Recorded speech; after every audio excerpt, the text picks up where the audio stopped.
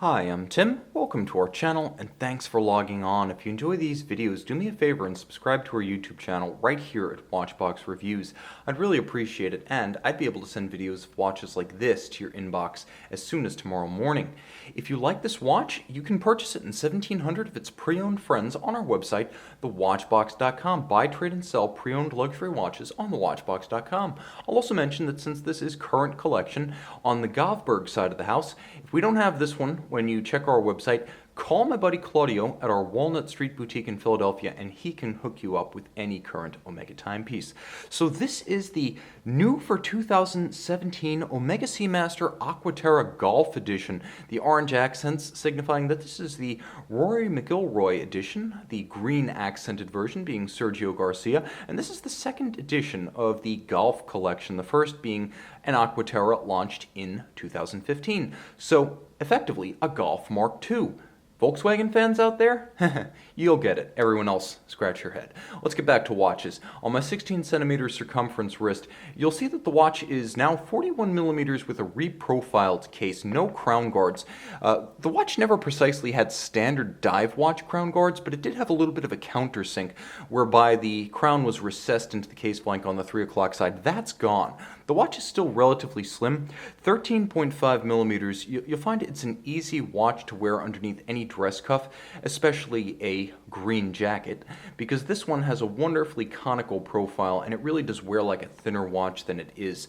It's about 48 millimeters from lug to lug. Now the timepiece is rather substantial. It's also been reprofiled at its lugs with a new strap and a new strap interface. So this is now a proprietary strap junction. It's no longer just a generic strap width, so I'm not going to give you the width. It's going to be an Omega strap or something custom made.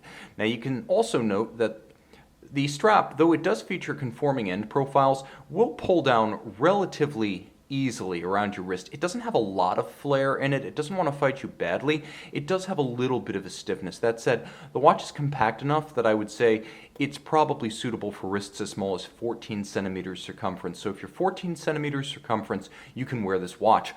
The strap is handsome. There's an interesting slash cut, almost checkered striation, almost like a weave fashioned out of rubber. Now you can see on the underside, it also features a little bit of an undulation to it so that it will lift itself above the wrist and aerate better on a hot day. You'll note the contrasting stitch, orange to match the accents of the dial, and a well-traveled piece across the Omega range. It is Omega's twin trigger deploying clasp, always a smart piece because it has a minderless system that tucks any excess strap length underneath the body of the clasp, so once it's sized down, there are no minder loops on the strap itself. It's a very clean look. You also have the twin trigger release, so this one cannot pop open. It is still a sports watch, highly shock resistant, anti-magnetic, and 150 meters water resistant with a screw down crown. The case, at least at the macro level, remains the same. You still have the satin finished sheer sides and the polished bevels that are germane to many Speedmaster and Seamaster lines. Of course, the Aqua Terra being the surf turf, rather light-duty aquatic watch in the Seamaster collection. There is no rotating sports-type bezel, but make no mistake, with 150 meters water-resistant rating, this is fine for any kind of post-Masters soaking you may undergo in the pond or the pool upon celebration. You will also note that the use of satin and polish is handsome, and the watch is sophisticated, refined in a way that perhaps the original wasn't quite. A few things change with this latest edition of the Aqua Terra. You'll note that the Teak deck concept now runs horizontally across the dial from 3 to 9 rather than from 12 to 6. You'll also note that the crown itself has been reprofiled. When you withdraw it, you can see it's wider at its far side than it is at its inboard side to make it easier to grip. By fitting the crown more or less flush with the flank of the case, it becomes far easier to grip, hold, and handle than when it was somewhat countersunk with the shearing guards.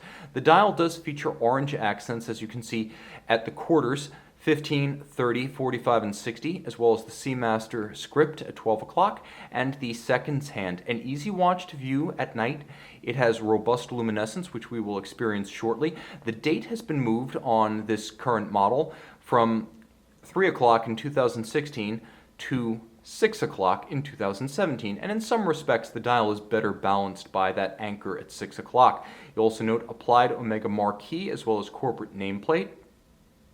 And when you turn the watch over, the machine behind it all, 39 joules, twin mainspring barrels in series, automatic winding, 60-hour power reserve, a full balance bridge and a free sprung index for shock resistance, and an SI14 silicon hairspring for amagnetism, not anti-magnetic, amagnetic. Beats away at the coaxial specific rate of 25,200 vibrations per hour, and you'll see this is now caliber 8900. So compared to the previous 8500, this one is a Matas chronometer, which means it still meets the Swiss COSC standard.